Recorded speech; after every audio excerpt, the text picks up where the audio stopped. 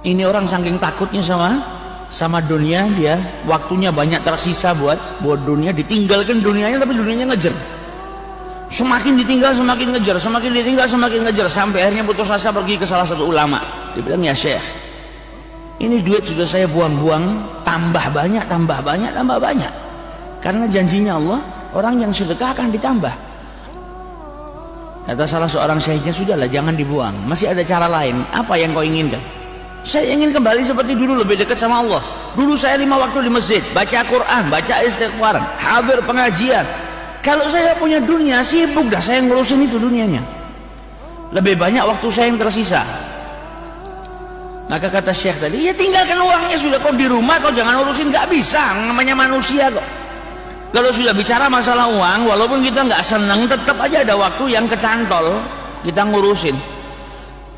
Saya kepingin buang semua harta saya, kembali seperti dulu miskin nggak apa-apa, karena ketika saya miskin saya ngerasakan dekat sama Allah Ta'ala. Maka kata Syekh tadi apa? Udah jangan dibuang, percuma kau buang, datang lagi. Kalau kau memang benar-benar nggak kepingin diganggu, besok kau pergi sholat Jumat di Masjid Jami. Nanti di Masjid Jami itu kan kita punya sultan, kalau zaman dulu presiden, namanya sultan. Sultan kita itu sholat, maka kau sholat di sebelahnya. Selesai sholat, pukul itu kepalanya sultan. Nanti kau ditangkap sama ajudannya, dimasukkan penjara. Cuma jangan ditiru ini. Dimasukkan penjara, sampai di penjara kau nggak akan bisa dapat dunia gitu loh.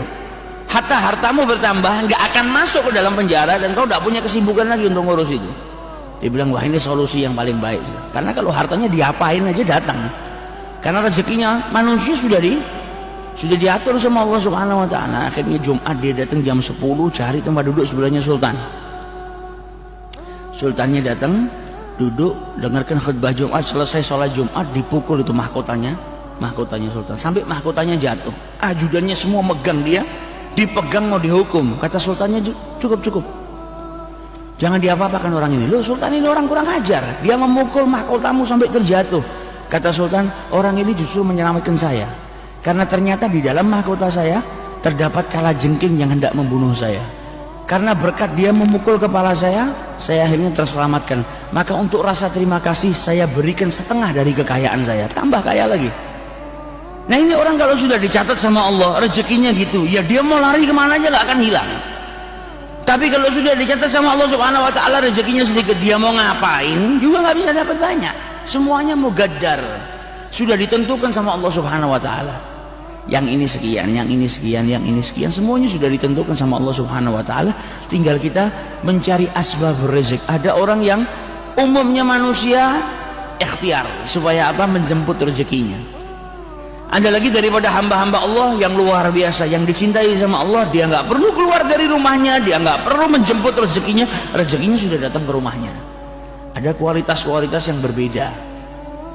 Ada yang harus keluar, ada yang duduk di rumah pun rezekinya sudah didatangkan sama Allah Subhanahu Wa Taala karena cintanya Allah Subhanahu Wa Taala kepada hambanya. Makanya terkadang ada orang ucapan ini kan doa. Ada orang ditanya mau kemana? Mau keluar kerja. Ngapain? Cari rezeki. Nyari itu kan belum tentu dapat. Makanya terkadang orang yang keluar dari rumahnya niatnya mencari rezeki, dia muter-muter aja nggak dapat karena nyari. Nyari ini biasanya sesuatu yang hilang. Hilang itu kalau dicari susah ketemunya.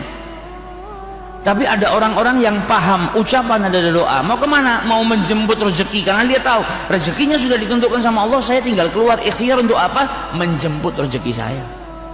Nah, menjemput sama nyari lain. Kalau nyari ini masih 20-80 80% nggak dapat, 20% bisa jadi dapat karena nyari, harus muter bingung. Tapi kalau jemput sudah pasti, tinggal datang ke tempat yang telah ditentukan, dia ambil. Itu bedanya orang yang menjemput rezekinya dengan